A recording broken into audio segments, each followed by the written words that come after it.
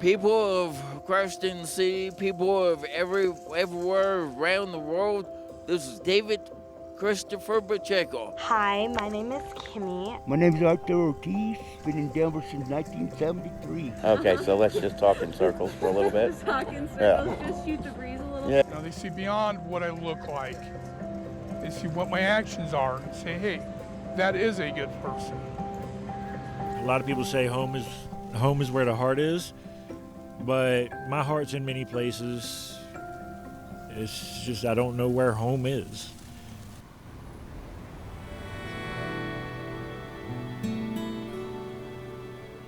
Welcome to Homeless But Human, a Christ in the City podcast where we talk about how to step out of your comfort zone and serve the poor wherever you live.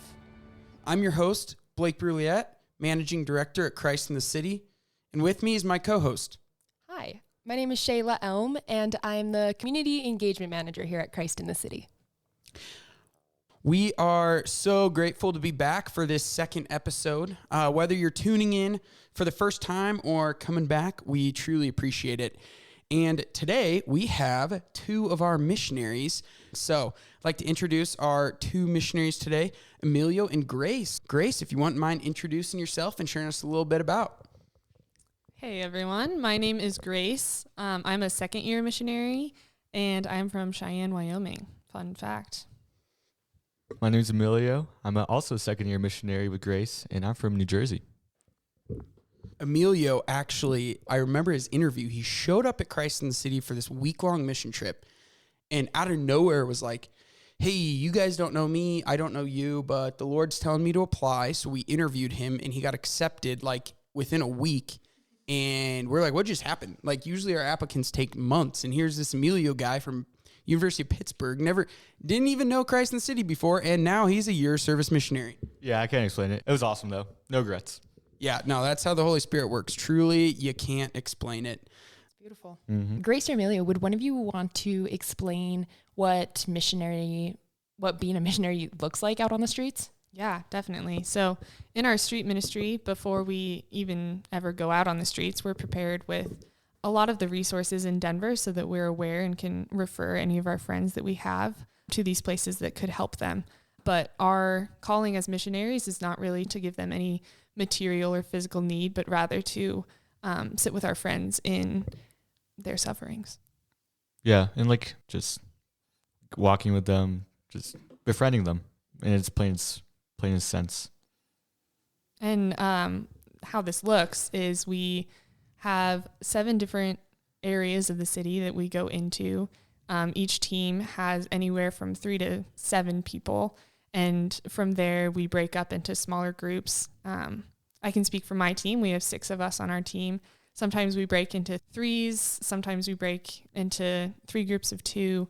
And we really just walk along our area of the city, and we encounter the same people because we go there 3 to 4 times a week. Yeah, consistency is definitely like the biggest thing, I think. In these relationships, it's, hard to make or carry any friendship without that time or that commitment. So that's something us as missionaries, we're called to do, is just be consistent, and that's why we walk the same routes. My route, for example, I go to a food line, and I see the same people there every day, or each day that I go out and do ministry on the streets. And it is that consistency, that frequency of going out there at the same time on the days that we do street ministry that facilitates those friendships to grow. Yeah. As a missionary, one of the first things that you start to realize, I know this was my experience even on a mission trip, probably Emilio and Grace's as well, was just realizing that there is so much suffering and I want to take it away. I just am wired to take away suffering. That's how I think I'm supposed to care. That's how I think I'm supposed to take care of the other. And that's just something you realize very quickly. There is no way for you to take out the amount of suffering in the homeless lives, these brothers and sisters who we encounter. Shayla, do we get that from our volunteers as well you deal with? Oh, absolutely. I mean, we get people coming through our doors that want to do good and put good into the world. And then as they're coming through, they're in this fix-it mentality. Like, the work I'm going to do today might solve the problem of homelessness, where the reality of it is that it's so much deeper than that. And that if you have that mindset, you're probably going to be let down in just that one day of going out to the streets. Oh, and it's heartbreaking. I mean, again, when I experienced that for the first time, I'm sure Amelia and Grace and Shayla can share, but it's like, you think, like, because that's what we're trained is like, go, like, change the world, make a difference. And it is so much more complicated than that. Yeah, just even thinking about going out to the streets, and even for our listeners at home, it's something so normal and natural to like want to know the resources or want to know where to direct people, how to help them.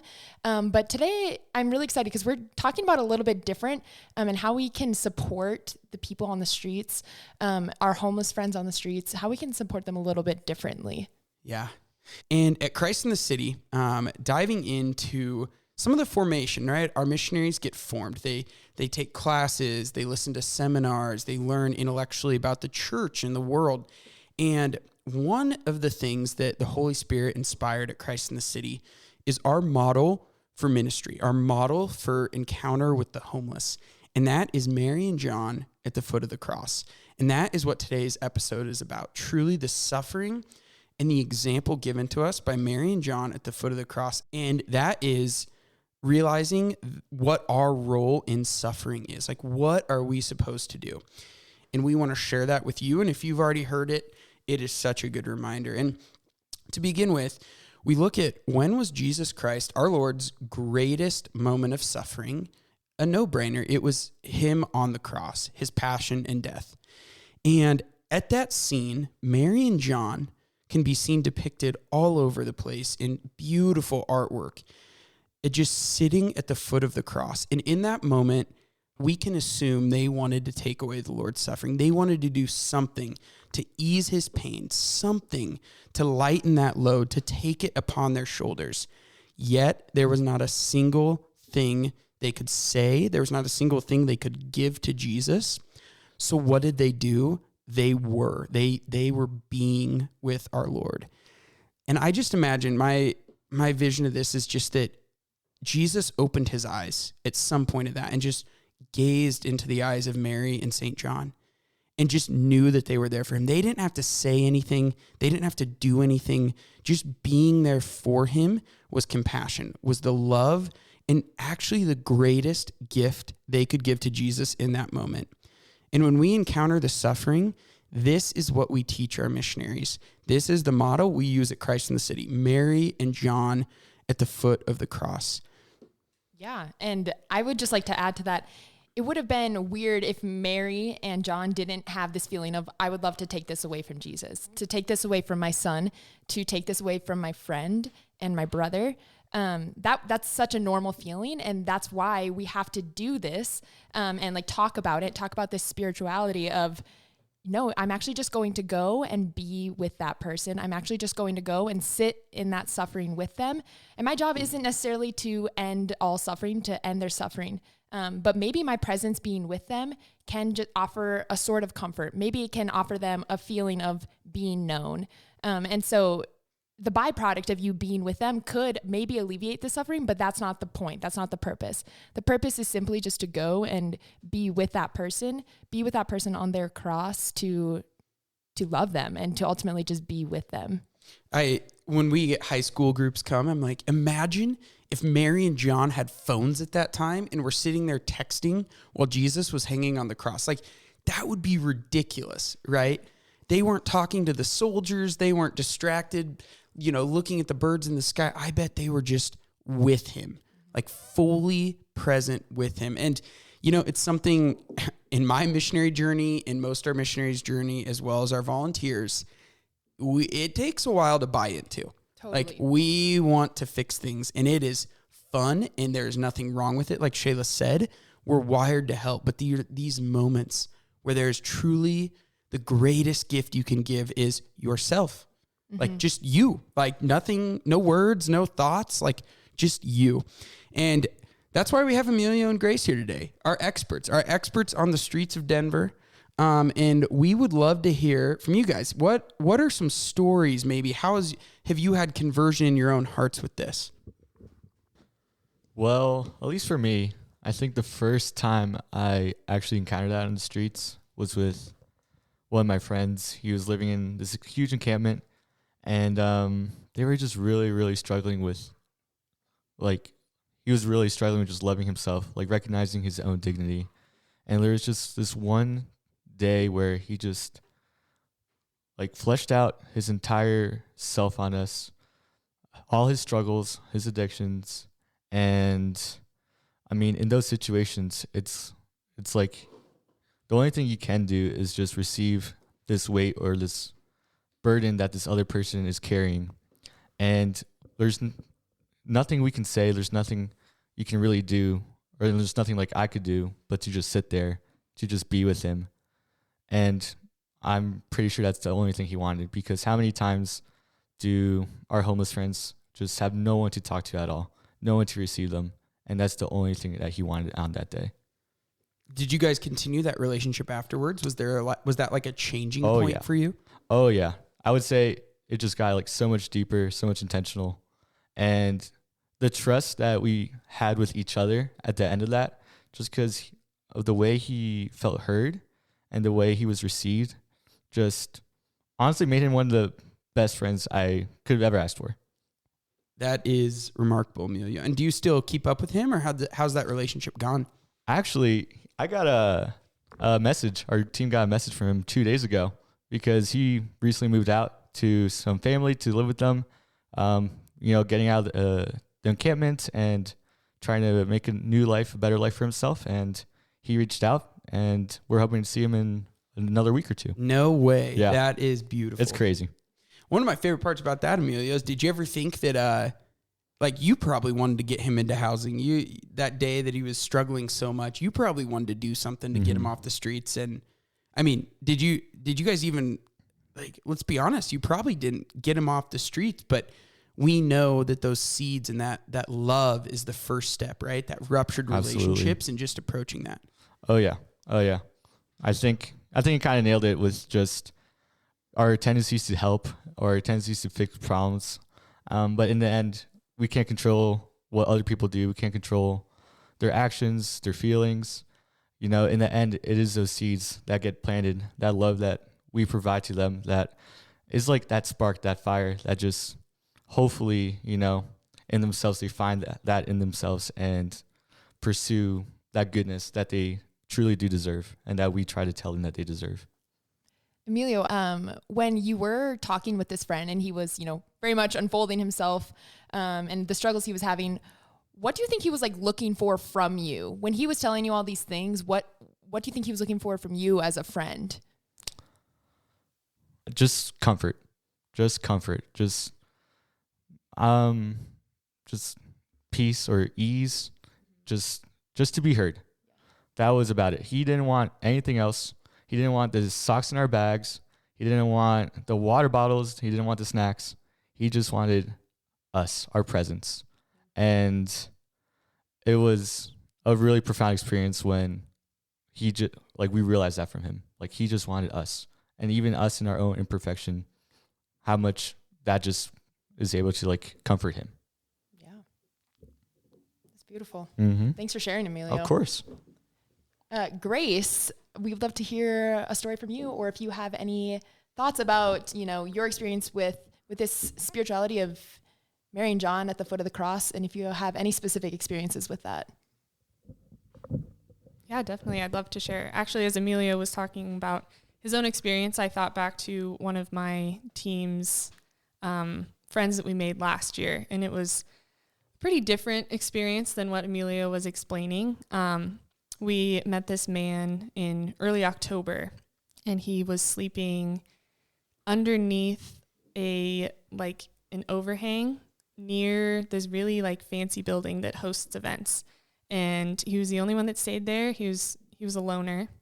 And the first time we encountered him, he was terrified of us. He barely said anything. But the next time we met him, we called him by name again, and his eyes lit up, but he was still very terrified of us. And quickly he opened up and shared a lot about his alcoholism.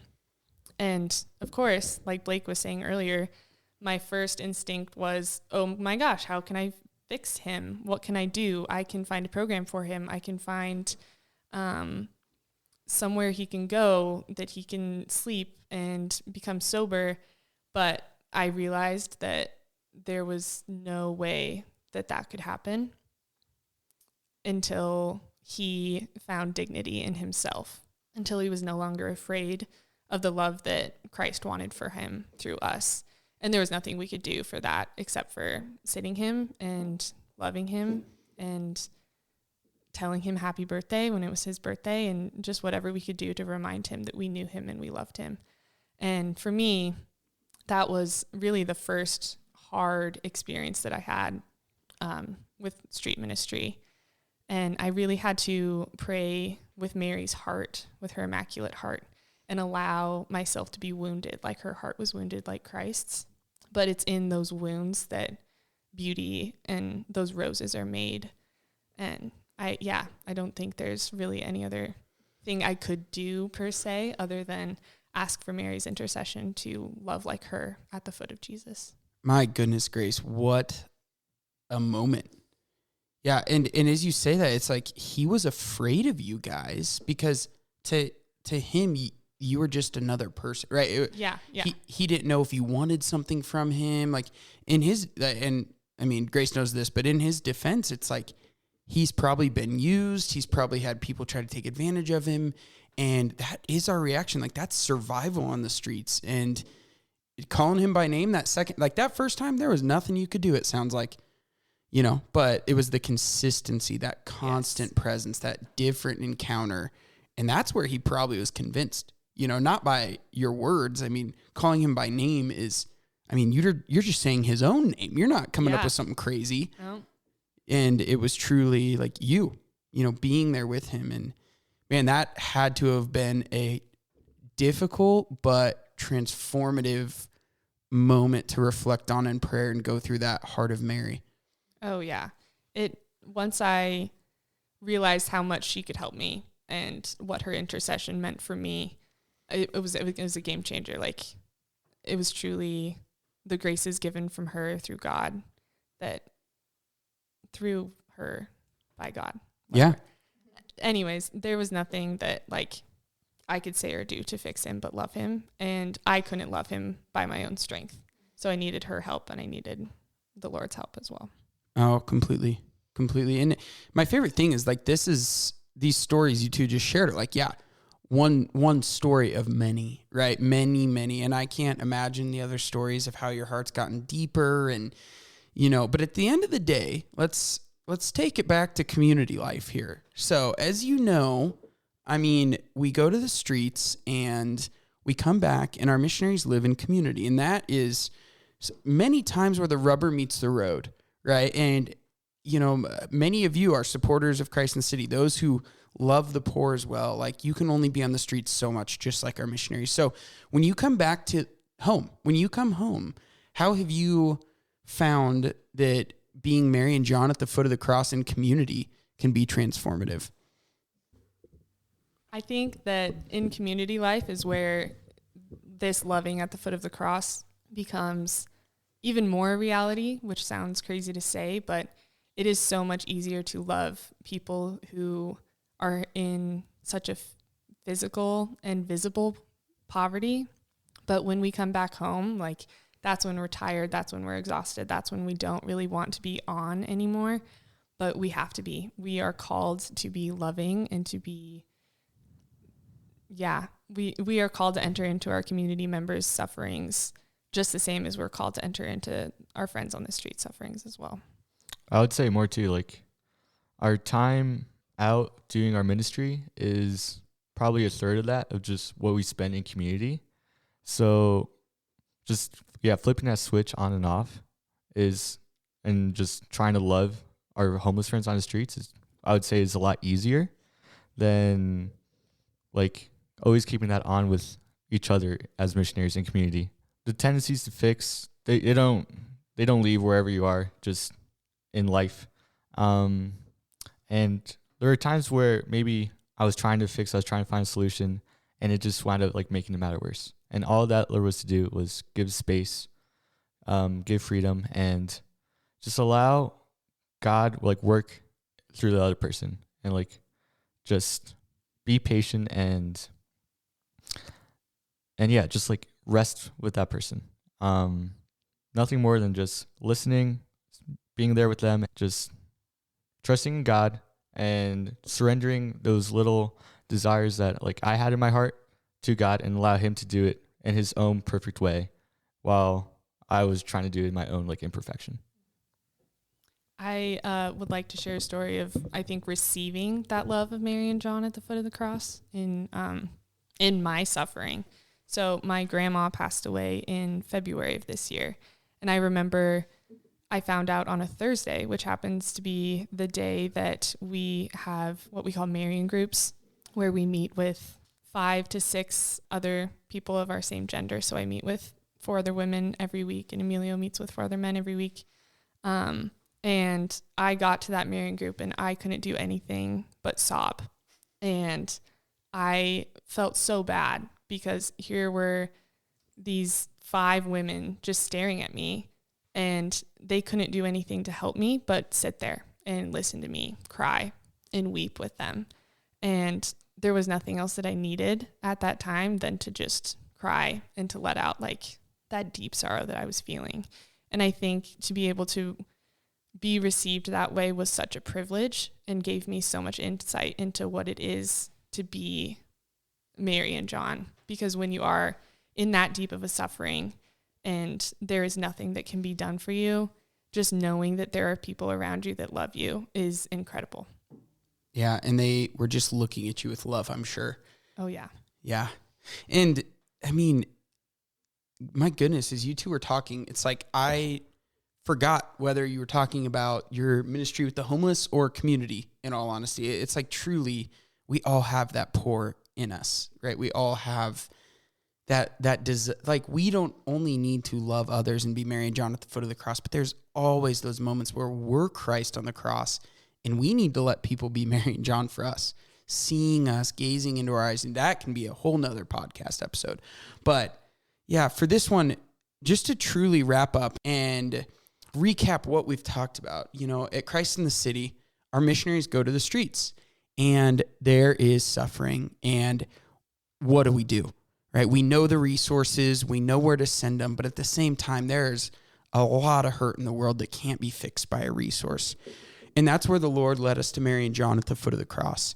The model we use not only on the streets, but in ministry. As Emilio and Grace shared, this is just, it becomes daily. Like Emilio said, not something we switch on and off. It can be harder at times.